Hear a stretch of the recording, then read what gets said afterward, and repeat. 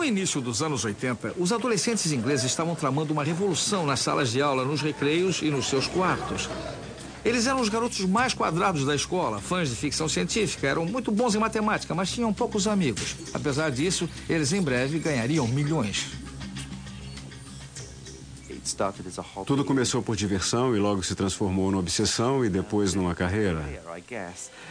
Os gêmeos Philip e Andrew Oliver eram adolescentes ingleses típicos. Seus pais não admitiam que eles tivessem um joguinho eletrônico para brincar na televisão, mas achavam que o computador era uma ferramenta educativa. Exatamente naquela época, uma série de computadores domésticos baratos chegou ao mercado, entre eles o ZX Spectrum e o Commodore 64.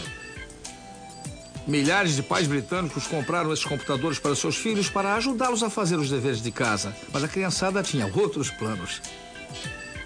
Sem ninguém para dizer que eles não podiam fazer aquilo, eles descobriram que podiam desenvolver jogos tão bons quanto os das máquinas de jogos eletrônicos e talvez até melhores. Os jogos mais empolgantes eram os das lojas, mas o problema com as lojas era que eles tomavam as moedas da gente em troco de 1 minuto só de jogo. Já os jogos em computador permitiam que as crianças jogassem todas as tardes se elas quisessem.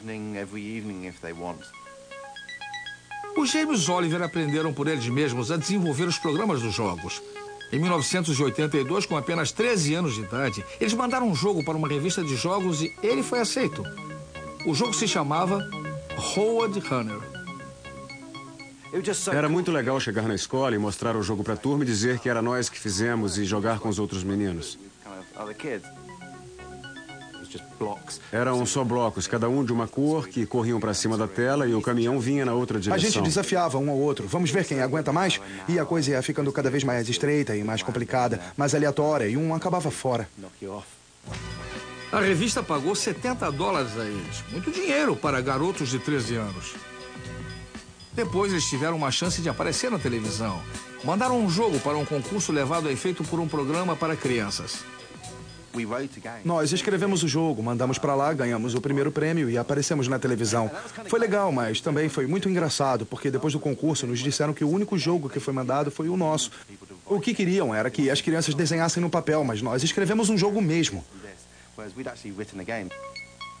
Choveram ofertas de compra para os jogos deles e a diversão dos gêmeos transformou-se numa indústria de fundo de quintal. Nós fizemos uma porção de jogos. Este era o P Assassino e este era o P das Cavernas. A gente trabalhava direto, a noite inteira, e tinha escola na manhã do dia seguinte. E a gente separava em partes o que ia fazer. Todas as flechas voando e as pedras caindo, e aí a gente juntava aquilo. Íamos dormir, quando acordávamos, já estávamos com mais um truque na cabeça para o jogo. A gente ficava mudando, e de repente os passarinhos começavam a cantar na janela e ficava mais claro lá fora. E a gente ouvia o leiteiro chegar. Isso aí. Os editores distribuíam seus jogos por todo o país, mas os gêmeos recebiam muito pouco dinheiro por eles. Quando fizeram 18 anos, seus pais resolveram que deveriam ir para uma faculdade e depois conseguir bons empregos. Mas um dos professores deles convenceu os pais a darem 1 ano aos meninos para que tentassem transformar seu hobby em um negócio. Poucas semanas depois, a vida deles passou por uma revolução quando se encontraram com os irmãos Darling. Richard e Dave Darling vinham também desenvolvendo seus próprios jogos desde que tinham 11 e 12 anos, respectivamente. Mas eles não estavam satisfeitos com os baixos valores que as companhias de jogos ofereciam aos projetistas adolescentes. Começaram então a vender seus jogos pelo correio e fundaram sua própria companhia, cuja sede era num dos quartos da casa deles. Duplicavam os jogos em fitas cassete, imprimiam os rótulos que eles mesmos desenhavam e chegaram a vender 1 milhão de cópias de jogos. Quando tinham apenas 17 e 18 anos, fundaram sua própria editora de jogos, chamada Codemasters.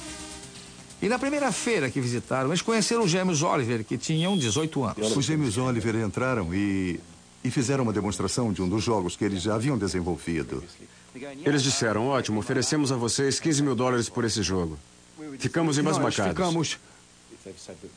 Eles disseram que seus queixos caíram e ficaram muito empolgados, não esconderam sua emoção. Não víamos a hora de chegarmos em casa e não conseguimos dormir. Dentro de mais ou menos um mês, nós escrevemos o Super Robin Hood, que foi direto para o topo da lista dos mais vendidos.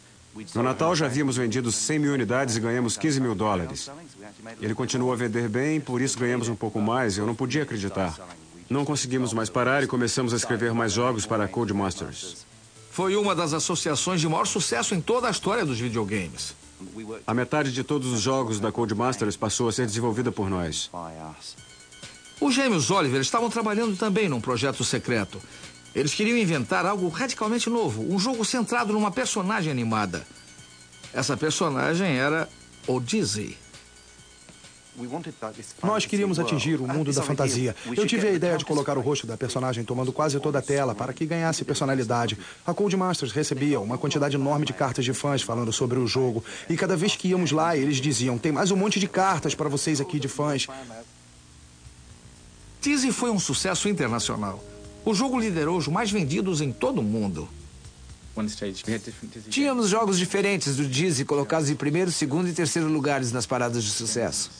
Os adolescentes que desenvolviam jogos passaram a ser celebridades nacionais. Apareciam nas manchetes e davam provas de seu sucesso. Muitas Ferraris foram compradas por caras que pensavam que tinham passado no teste, mas eu acho que aquelas Ferraris não duraram muito nas mãos deles. O resultado de todo esse trabalho foi uma contribuição importante para o aumento de criatividade nos videogames. Eram jogos desenvolvidos por jogadores para jogadores. Graças à era dos computadores domésticos, a Inglaterra podia agora contribuir com mais projetistas de jogos e programadores do que qualquer outro país. Eu me lembro de dizer a um jornalista, eu acho que um dia este negócio vai ser maior do que a televisão. Hoje em dia, a indústria britânica de videogames já exporta mais do que a soma das exportações das indústrias britânicas de cinema e de televisão. Mas no início dos anos 80, enquanto os adolescentes ingleses eram as maiores estrelas do videogame, novas estrelas estavam nascendo no leste. A base da indústria estava a ponto de mudar novamente. A indústria de jogos de computador que havia começado com a Atari na costa oeste da América há 30 anos é dominada hoje pelo Japão.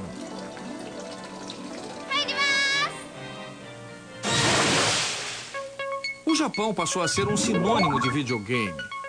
Isso se deve basicamente a uma série extraordinária de jogos que giram em torno de personagens, todos eles desenvolvidos nos anos 80 por um único gênio criativo. Desde a época de Walt Disney, nenhuma pessoa foi tão hábil na arte de tocar os corações e as mentes de milhões de crianças por todo o mundo. Seu nome é Shigeru Miyamoto. Em certo momento, eu compreendi que os videogames podem realmente emocionar as pessoas. Desde então, minhas próprias memórias da infância passaram a estar refletidas nos meus jogos. Miyamoto nasceu em Sonebi, uma pequena comunidade rural que fica perto de Kyoto. Quando era menino e vivia na casa de seus pais, uma família tradicional de Sonebi, ele transformou tudo que o cercava num mundo de fantasia a ser explorado. Ele ficava meditando por muito tempo sozinho e também passava muito tempo sonhando acordado. E a maneira como ele brincava quando era criança era uma coisa que ele manteve ao longo da vida e aplicou no seu trabalho. Eu me lembro de como ele descrevia um passeio através de um parque arborizado perto de sua casa e a imaginação dele era realmente extraordinária.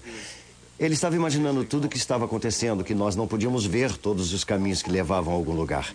Ele olhava para cima e imaginava que o que estava vendo não era um céu azul. Era, na realidade, um alçapão secreto que levava a um novo mundo.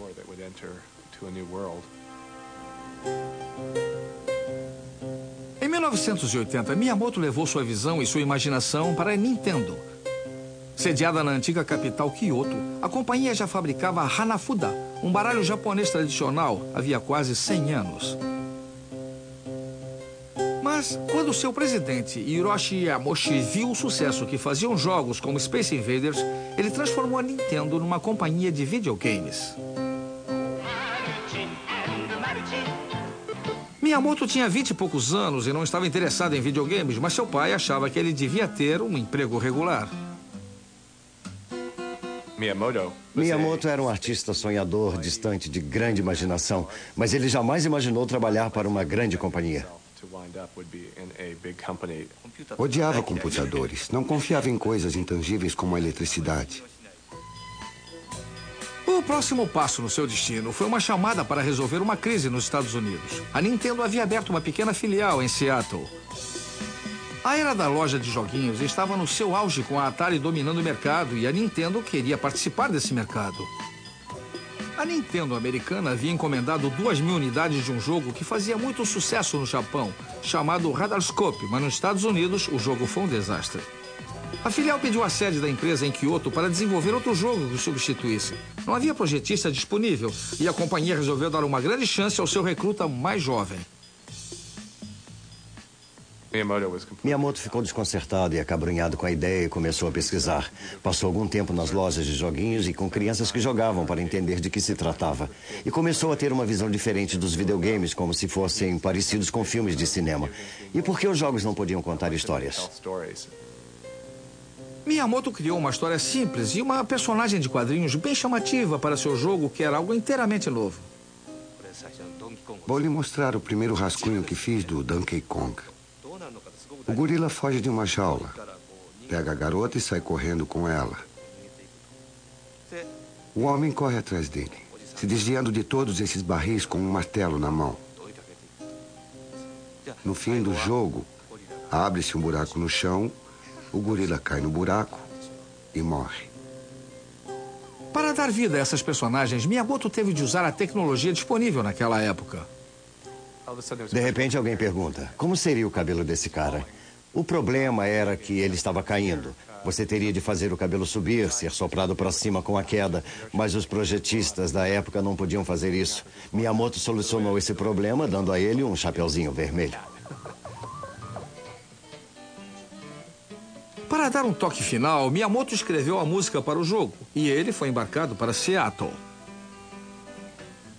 Faltava saber se o Donkey Kong teria mais sucesso do que o fatídico jogo Radarscope, que ele deveria substituir.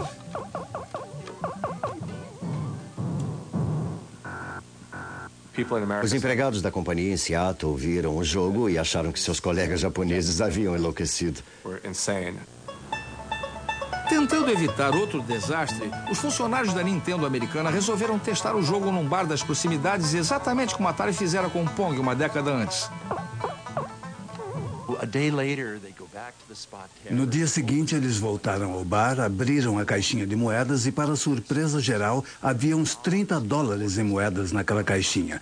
Estava cheia quase até a boca. Isso indicava que a máquina havia operado sem parar a cada minuto em que aquele bar ficava aberto, do meio-dia à meia-noite, que foi a hora em que ele foi fechado naquele dia. E eles disseram, mas que coisa incrível, nós não precisamos mais fazer pesquisa de mercado. O jogo faturou $100 milhões só no primeiro ano após seu lançamento. E o Donkey Kong transformou-se na estrela internacional de uma série de jogos de grande sucesso. O primeiro companheiro do Donkey Kong, que se chamava Jumpman, ficou ainda mais famoso e produziu uma fortuna ainda maior. Em 1985, a Nintendo anunciou o lançamento de um novo aparelho para o mercado americano de joguinhos domésticos chamado Sistema Nintendo de Diversão, cujas iniciais em inglês eram ENS. Como isso foi logo depois do colapso da indústria americana de videogames, a maioria dos entendidos no assunto achou que eles tinham ficado loucos, mas a Nintendo tinha uma arma secreta. Miyamoto elevou os videogames a um novo patamar com a sua fantástica criação seguinte. O Jumpman se reencarnou num encanador italiano chamado Mario. E o Mario agradou todo mundo imediatamente.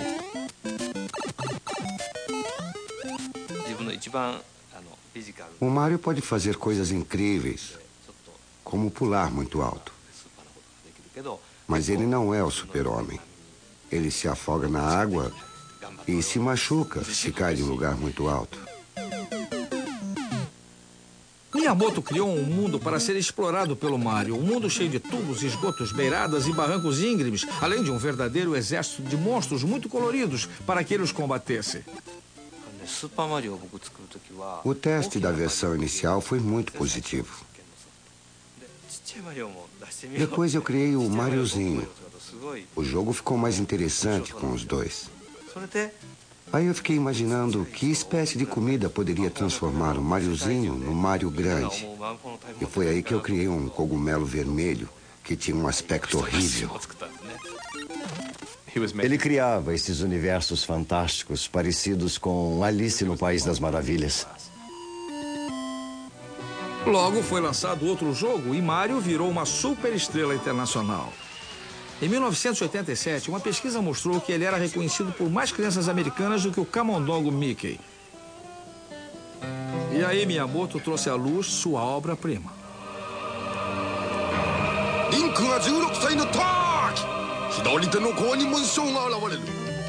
A Nintendo lançou o primeiro de uma série de jogos que são considerados pela maioria das pessoas como os melhores jogos de todos os tempos, a série Zelda. A lenda de Zelda foi além das formas planas de simples níveis. Ela ofereceu aos jogadores um enorme mundo mágico para ser explorado livremente. A história começa com uma criança de pé no meio de uma planície. Ela não tem nem espada nem escudo. O jogador inicia por dar um nome à criança, mas depois disso não tem ideia do que deve fazer. Ele começa a explorar a planície procurando coisas para fazer. Era um conceito muito audacioso na época. A série Zelda foi inspirada pelos passeios da infância de Miyamoto pelo mato em volta de sua casa.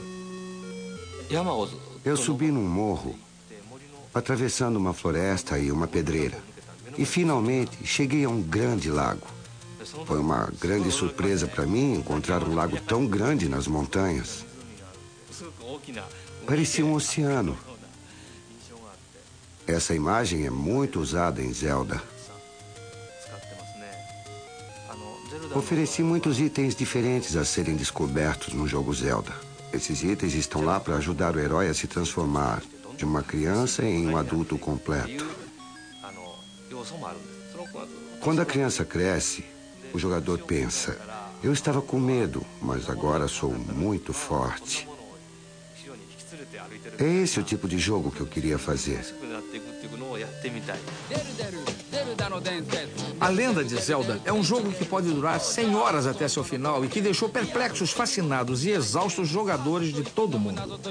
Foi uma sensação que quebrou todas as normas e definiu um gênero de videogame que desde então vem dominando o mercado. Até o fim dos anos 80, a Nintendo vendeu mais de 30 milhões de jogos e atingiu, nessa época, a extraordinária percentagem de 80% do mercado mundial de videogames. A Nintendo transformou-se na dona da indústria de videogames.